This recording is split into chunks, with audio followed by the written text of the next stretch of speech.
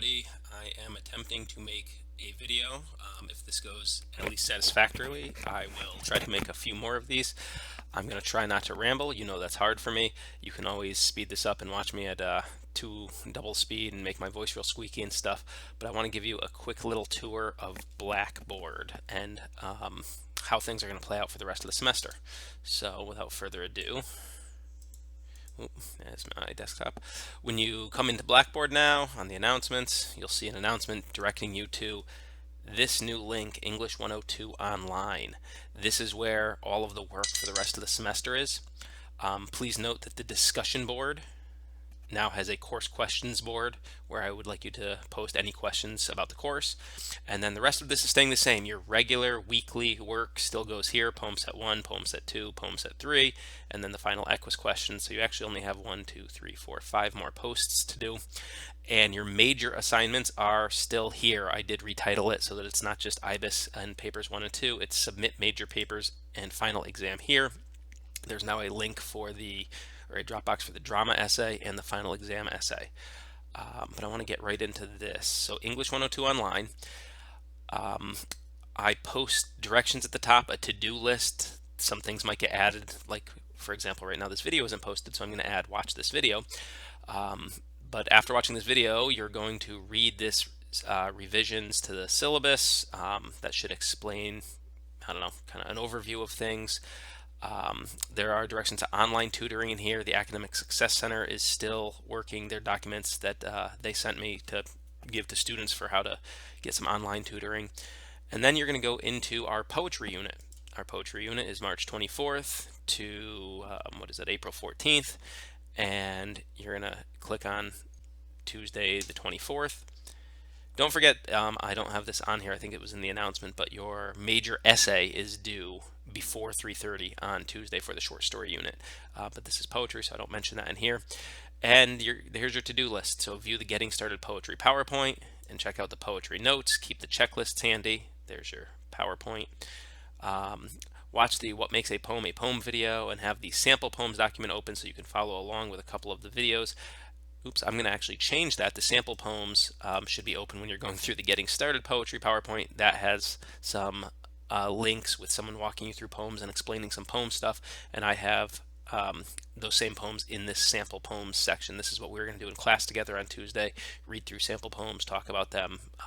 But unfortunately, we won't be able to do that.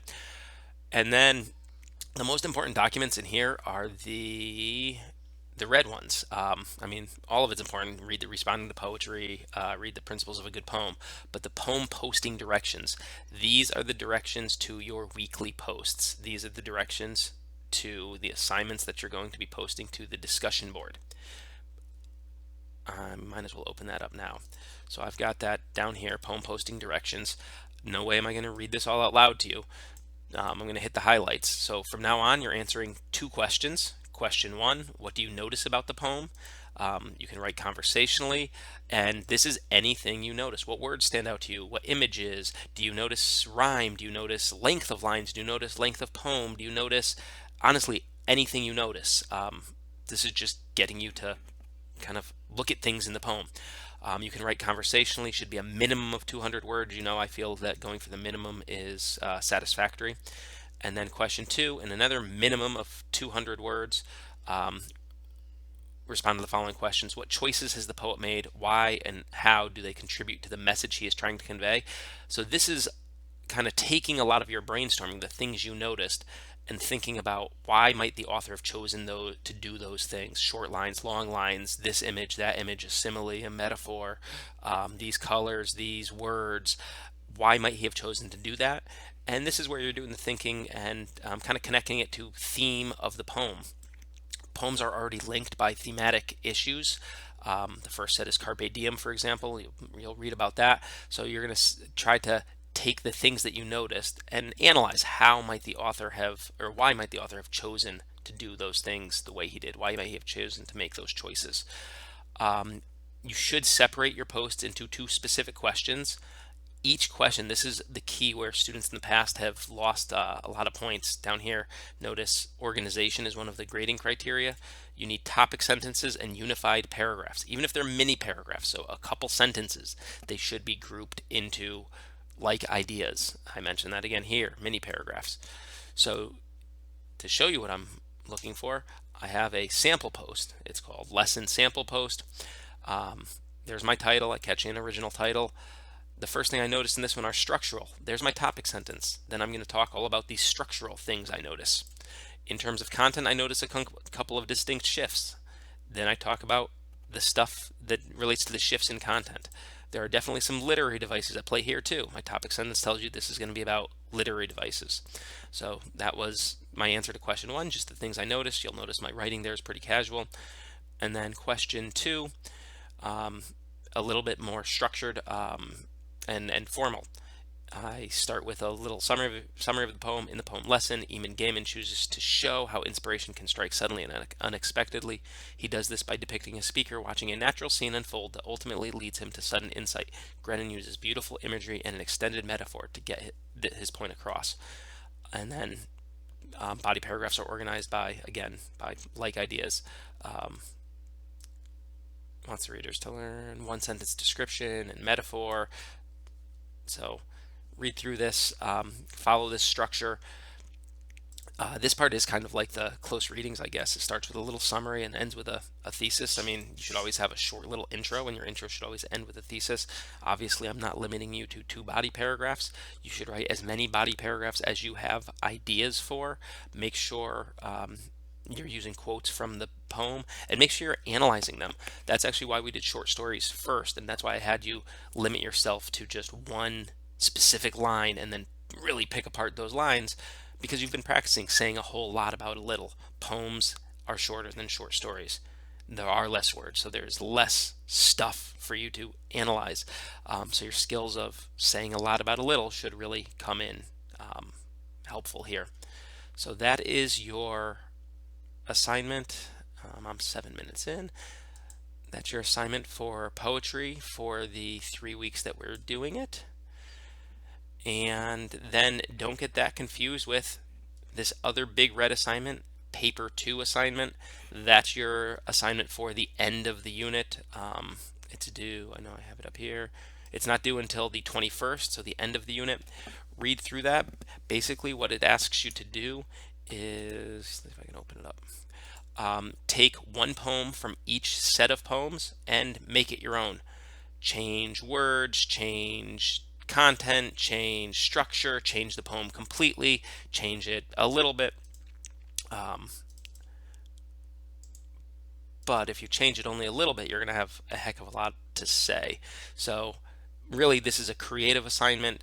I'm not teaching you how to write poems. I don't care how good your poem is, because this isn't a creative writing class. It's about understanding the thought and the work that goes into crafting a poem, identifying things that the author did, identifying choices that the author made, and then making your own choices and being able to explain why and how your choices are similar to or different from the others. So that's your poetry paper. I really do hope you have fun with that one. This one, again, it's a creative option. I enjoy reading those. It's a little more fun for me to read. Okay, there are paper 2A sample here, paper 2A plus sample there. Students tend to do well on this as long as they expand and give a lot of detail and are creative. So follow those directions. This paper 2 assignment you can work almost piecemeal. You can do a little bit at a time, since you're going to have to rewrite 3 poems, one from each of the kind of poem sets. So after you read poem set 1 and you do your poem posting on the discussion board, feel inspired and maybe turn one of those poems into one of your own. Okay, I'm going to go back real quick and I'm going to wrap it up for this video. Alright, so poetry. After this, notice this is the other key thing: work due before Tuesday 3/31. So these are the poems that we would have discussed on March 31st. You would have had to post on these poems before we had class. So the poems are still in this 3/31 folder, but the work on the poems is due by 3:30 on the 31st. And oh, one other thing I might as well mention, it's in the new revised syllabus, but you will have to reply to a classmate's post. Directions are in the new syllabus, um, and that's going to be by 6:15 at the end of class. So basically, for the poem unit, you'll have a poem posting due by 3:30, just like normal. That hasn't changed. But since we're not having any class discussion, you're going to have to actually reply to a classmate too. And that's as simple as going to the discussion board. Let's say I can see poem set 1 since I already posted, clicking on a poem or someone else is posting, reading it, and clicking reply. So do that, and that'll count for part of the grade. Each day of poetry, we'll have a PowerPoint explaining the thematic issue. This one is Carpe Diem, and then poem set 1. There are, I don't know, like 5 to 10 poems in here, and those are the poems you're going to read. You're going to choose one of them, write on it, and then you're going to reply to somebody else who wrote on a different one, post on discussion board, follow poem posting directions, go on to the work that's going to be due before Tuesday the 7th. Same thing. Thematic issue is identity, and then finally romanticism versus realism for the final set. Know that these themes are going to carry over into the drama unit once we get there, where you'll read a play, watch a movie, and this I say this a couple times in the directions in here, but I encourage you to get as ahead as possible in this unit. I don't think you need a whole week to read half the play and then a whole week to read the other half. The sooner you finish the play, the sooner you can get started on the paper, but I'm not going to get to that now because this video is pushing 11 minutes. So that's it. If you have questions, please ask them on the course questions board. Hopefully this video is a little bit helpful. I'm a Luddite. Go look it up. It means I'm not great with technology. So hopefully this helps and you guys are hanging in there, and good luck to everybody.